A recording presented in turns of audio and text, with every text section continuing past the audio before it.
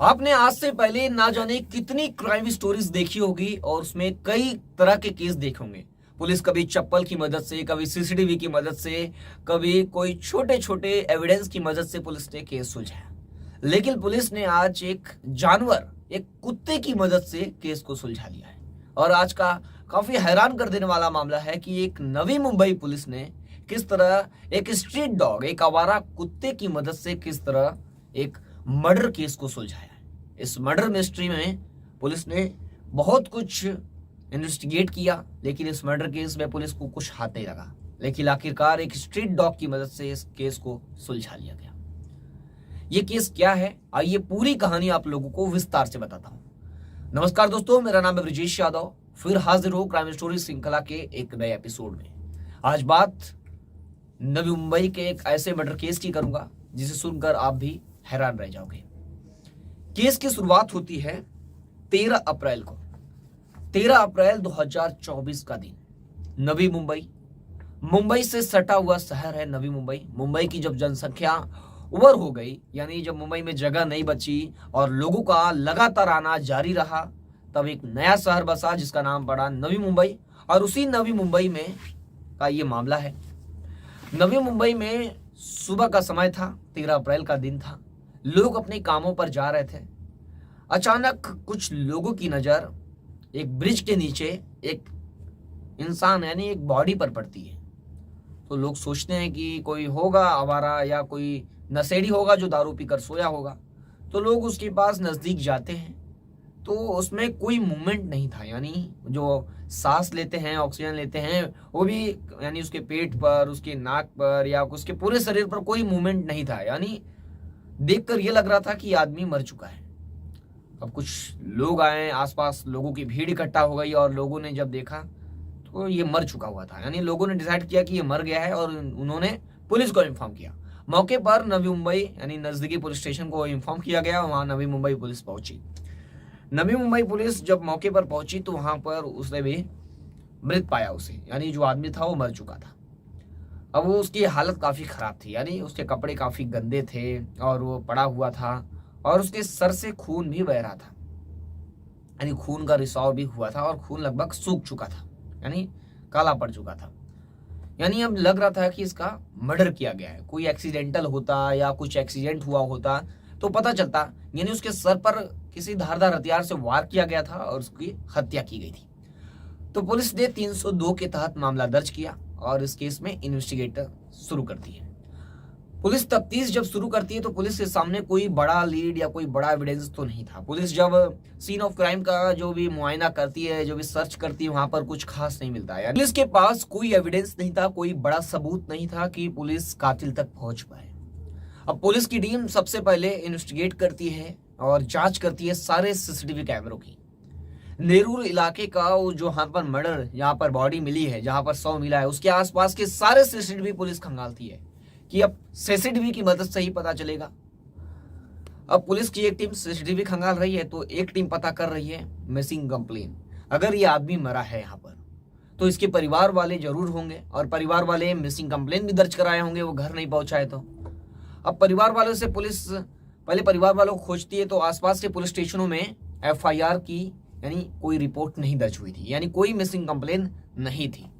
अब पुलिस इस केस में क्या करती है, सीसीटीवी तो खंगाल ही रही है और लोगों को, आसपास के लोगों से पूछताछ करती है फोटोज के जरिए कि इस इंसान को जानते हो जो मृत पाया गया है।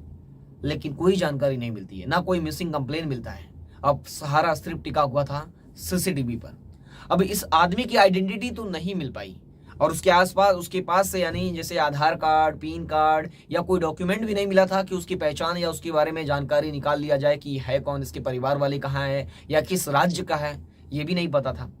लेकिन पुलिस जब इस बॉडी को देखी तो पुलिस को ये पता चल चुका था कि जो भी है वो लगभग 40 से 50 साल के उम्र के बीच का है, यानी 40 से 45 या 45 से 50 के एप्रोप्रिएट इसके बीच में का इसकी एज है, एज ग्रुप। अब एक बुजुर्ग आदमी से किसी की क्या दुश्मनी थी, अब वो करता क्या था, इसके परिवार वाले कहाँ हैं, किस राज्य के हैं। पुलिस के सामने कई सवाल थे। सबसे बड़ा सवाल तो ये था कि इसको मारेगा कौन और उसका मोटिव क्या था, मकसद क्या था मारने के पीछे। अब पुलिस की टीम सीसीटीवी खंगाल रही थी तो एक बड़ी लीड हाथ लगती है पुलिस को। सीसीटीवी के अंदर ये व्यक्ति दिखता है और जो इसको मार रहा है कातिल वो भी दिखता है। लेकिन पुलिस को थोड़ा और निराश होना पड़ता है क्योंकि जो सीसीटीवी था, सीसीटीवी के अंदर जो कातिल था उसका चेहरा साफ नहीं दिख रहा था। पुलिस सीसीटीवी मिलने के बाद भी केस में कोई बड़ा सफलता नहीं पा रही थी, यानी कातिल तक पहुंचने में नाकामयाब थी। बात यह थी कि जो सीसीटीवी दिख रहा था और जहां पर वो हत्या किया, सीन ऑफ क्राइम, वहां पर उस समय काफी अंधेरा था और उसका चेहरा प्रॉपरली सीसीटीवी में कैद नहीं हुआ। इसलिए पुलिस का उसका चेहरा आइडेंटिटी करना, यह जो मारने वाला कौन है उसको पहचानना बहुत मुश्किल था। अब पुलिस के सामने ना कोई मिसिंग कंप्लेंट था, ना कोई बड़ा एविडेंस था। ठोस एविडेंस चाहिए होता है जिससे कातिल तक पहुंचा जा सके, कोई बड़ी लीड मिल सके इस केस में। लेकिन पुलिस के, नवी मुंबई पुलिस के हाथ खाली थे। पुलिस लगातार हर जगह से हाथ पैर मार रही थी लेकिन हाथ खाली थे। पुलिस सीसीटीवी को कई और एंगल से जांच करती है, कई और तरीके से सर्च और स्कैन करती है, लेकिन कुछ पता नहीं चलता है।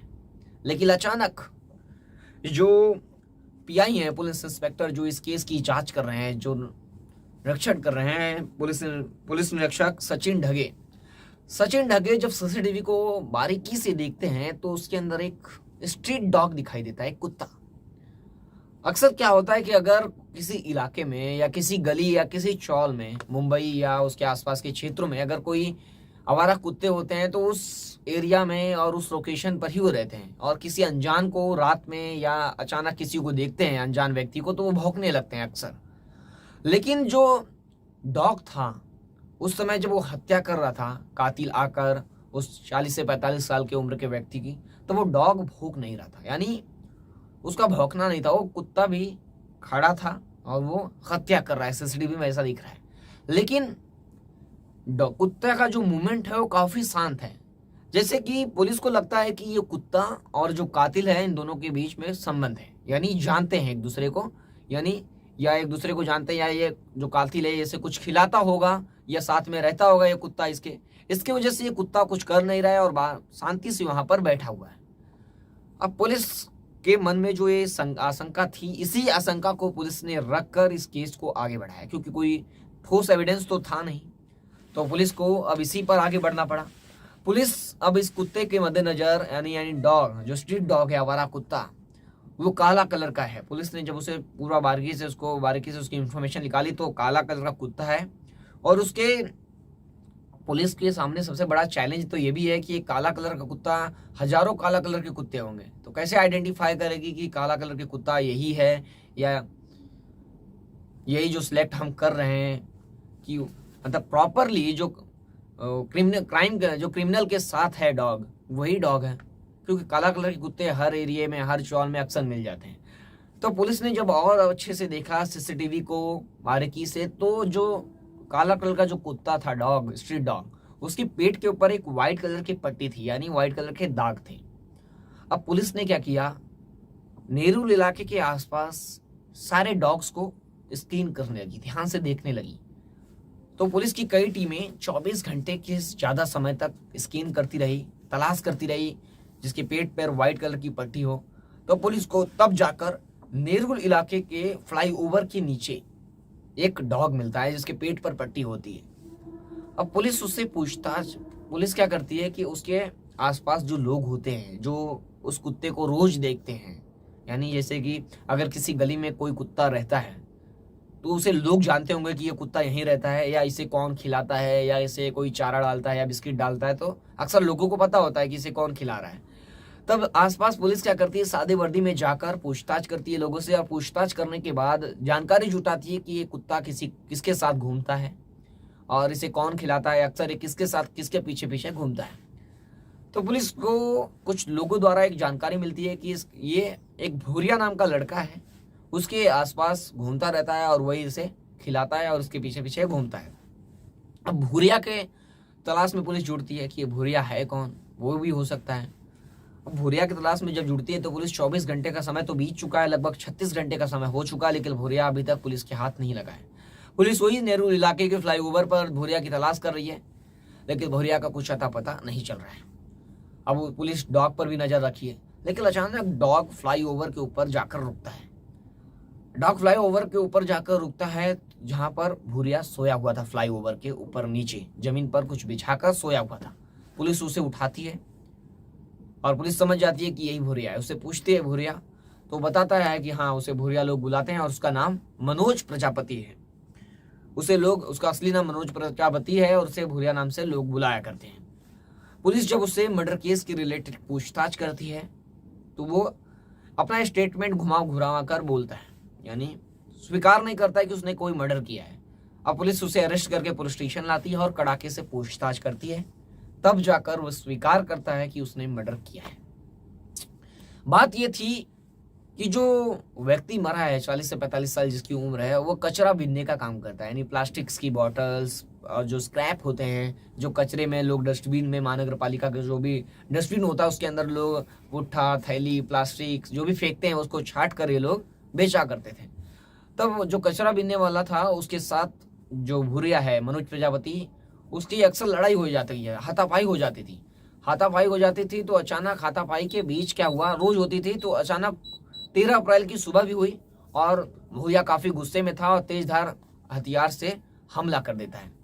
तेजधार हथियार से हमला करने के बाद वो अपने बीच, यानी वो गुस्से में इतना था कि उसे अंदाजा नहीं होता है और तेजधार हथियार से उसे मार देता है। उसके सर पर लग जाता है और तुरंत वो गिरता है।